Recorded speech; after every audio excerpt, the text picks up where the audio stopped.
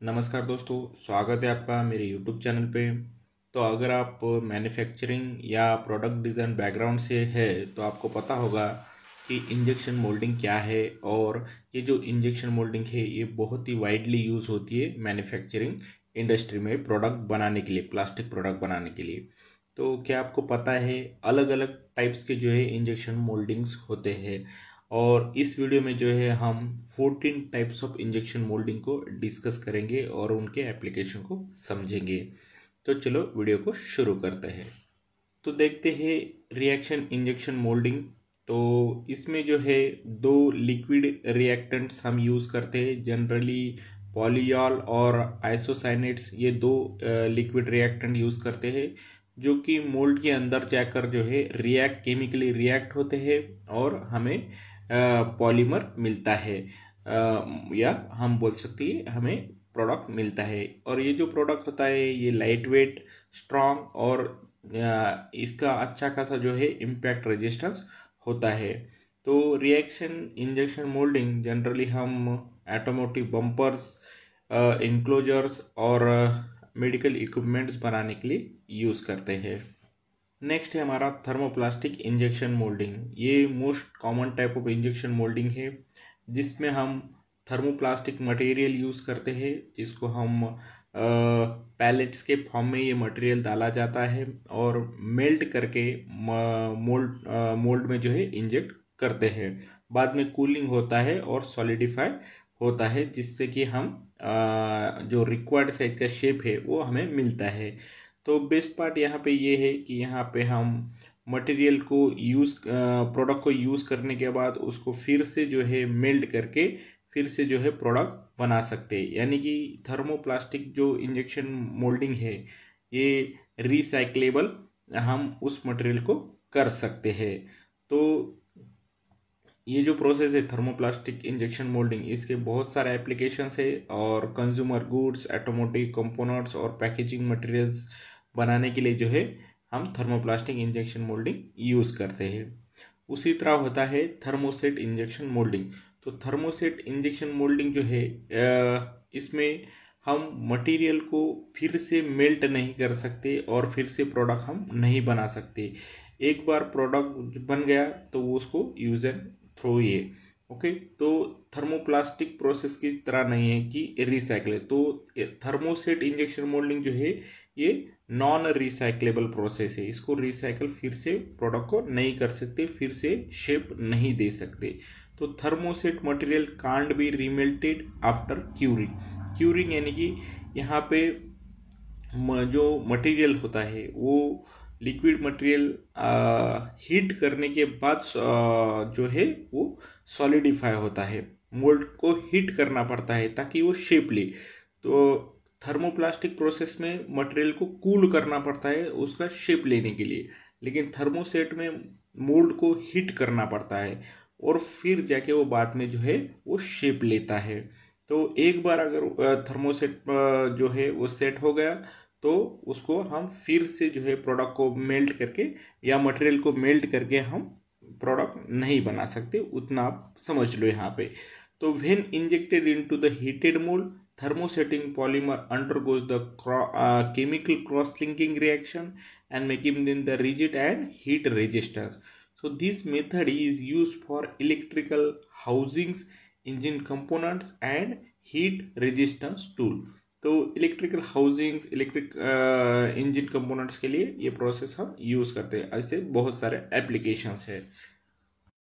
Next है हमारा over moulding. तो ओवर मोल्डिंग जनरली आपने देखा होगा कि टूथब्रश पे जो ग्रिप होती है या ग्रिपिंग हैंडल्स होते हैं तो उन पे जो है एक स्मूथ लेयर चढ़ाई जाती है ताकि हमें जो है ग्रिपिंग मिले, एस्थेटिक्स जो है वो अच्छा दिखे और या फंक्शनैलिटी के हिसाब से भी होता है।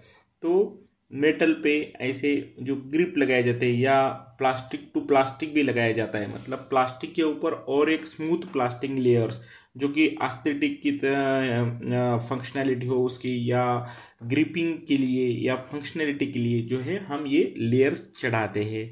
तो this process involve the moulding one material over another, यानी कि प्लास्टिक के ऊपर दूसरी प्लास्टिक की लेयर या मेटल के ऊपर और प्लास्टिक की लेयर।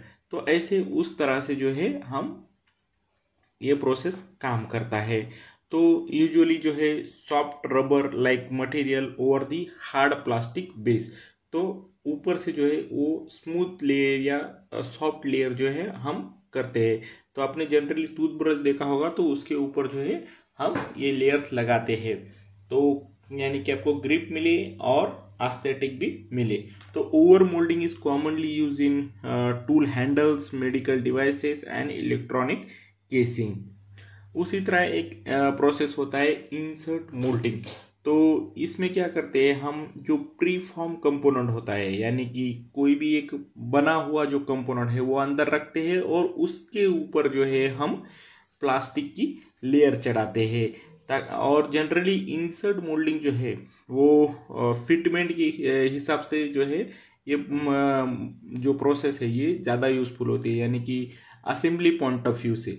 तो यानी कि प्रॉपर फिट बैठना चाहिए। प्लास्टिक पार्ट में अगर देखोगे आप तो जनरली इंसर्ट नट रख दिए जाते हैं और ये नट जो है असेंबली में यूज करते हैं ताकि उसको ज़्यादा असेंबली के टाइम पे जो है उसको स्ट्रांग जो है वहाँ पे बॉन्ड मिले। Okay, it is widely use for threaded insert, electrical connectors और मेडिकल डिवाइसेस। तो इलेक्ट्रिकल कनेक्टर्स भी होते हैं जो कि मेटल्स के होते हैं और वो रख दिए जाते हैं और उसके ऊपर जो है वो प्लास्टिक्स का पूरा लेयर बनाया दिया जाता है। नेक्स्ट प्रोसेस है हमारा गैस असिस्ट इंजेक्शन मोल्डिंग। तो यहाँ पे प्रेशराइज गैस हम यूज़ करते हैं, जनरली नाइट्रोजन, वो इंजेक्ट करते हैं हम मोल्ड में।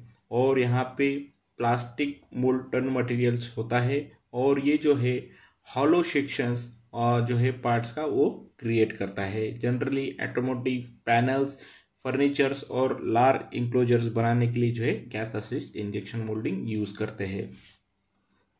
नेक्स्ट है हमारा liquid silicone rubber injection moulding, जिसे हम LSR इंजेक्शन मोल्डिंग भी कहते हैं। जनरली है मेडिकल्स या बेबी केयर्स और हाई टेम्परेचर एप्लीकेशंस के ये प्रोसेस यूज़ होता है। तो यहाँ पे दो कंपोनेंट जो है वो मोल्ड के अंदर जो है हीट करके उसको प्रोडक्ट हम बनाते हैं। ये थर्मोसेट प्रोसेस होता है। तो यहाँ पे फ्लेक्सिबल और बायोकम्पैक्टेबल और ड्यूरेबल प्रोडक्ट्स हमें मिलते हैं इस प्रोसेस से। तो जैसे कि बेबी पेसिफायर, गैस्केट या मेडिकल इम्प्लांट जैसे प्रोडक्ट्स यहाँ पे हम बना सकते हैं।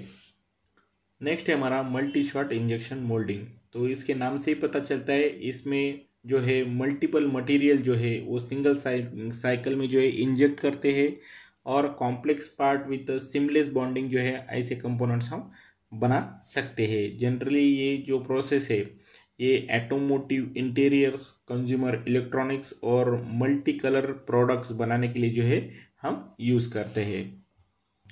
माइक्रो इंजेक्शन मोल्डिंग, ये प्रोसेस जो है बहुत ही छोटे छोटे कंपोनेंट्स बनाने के लिए यूज़ होती है। तो this process produces the ultra small plastic part with extreme precision and commonly use in medical devices and electronics and micro gears. तो बहुत ही छोटे छोटे कंपोनेंट्स हम इससे बना सकते हैं, जैसे कि इसके नाम में है micro injection moulding. Next process है क्यूब मोल्डिंग। इसको हम सेटअप भी बोल सकते हैं। एक ऐसा सेटअप है जहाँ से हम जो है हाई वॉल्यूम प्रोडक्शन या प्रोडक्शन की इफिशियंसी जो है वो बढ़ा सकते हैं। इसके थ्रू क्या होता है, साइमल्टेनियस इंजेक्शन और कूलिंग जो है यहाँ पे हम क्यूब मोल्डिंग में कर सकते हैं। तो ये प्रोसेस जो है ये प्रोडक्शन की इफिशियंसी को बढ़ाता है और साइकिल टाइम को जो है वो कम करता है। नेक्स्ट है हमारा स्ट्रक्चरल फोम मोल्डिंग। तो यहाँ पे हम गैस या केमिकल ब्लोइंग एजेंट यूज़ करते हैं फोम कोर स्ट्रक्चर बनाने के लिए। तो यहाँ जनरली फर्नीचर, ऑटोमोटिव पैनल्स और इंडस्ट्रियल इंक्लोजर्स में जो है ये प्रोसेस यूज़ करते हैं ये ऐसे प्रोडक्ट बनाने के लिए। नेक्स्ट है हमारा इन मोल्ड लेबलिंग, जिसको हम IML कहते हैं, और इन मोल्ड डेकोरेशन जिसको हम IMD भी कह सकते हैं। तो यहाँ पे जो है प्री प्रिंटेड लेबल या फिल्म जो है हम प्लेस करते हैं मोल्ड में। प्लास्टिक को इंजेक्ट करने से पहले ही जो है हम प्लेस कर देते हैं और वहाँ पे वो लेबलिंग हो जाता है। तो जनरली ये फूड पैकेजिंग, कंज्यूमर इलेक्ट्रॉनिक्स और अप्लायंसेस में जो है ये प्रोसेस यूज़ करते हैं लेबलिंग के लिए। नेक्स्ट है हमारा वाटर असिस्ट इंजेक्शन मोल्डिंग। तो जिस तरह वो गैस असिस्ट इंजेक्शन मोल्डिंग में हम गैस जो है वो इंजेक्ट करते थे, तो उसी तरह यहाँ पे जो है हम वाटर जो है प्रेशराइज वाटर जो है हम इंजेक्ट करते हैं मोल्ड में, जहाँ पे प्लास्टिक पूरा मटेरियल रहेगा और प्रेशराइज वाटर जो है हम इंजेक्ट करते हैं, और यहाँ पे जो है हम हॉलो सेक्शंस बनाते हैं इनसाइड। ये जनरली जो है पाइप्स और ऑटोमोटिव डक्ट्स बनाने के लिए जो है water assist injection moulding use किया जाता है।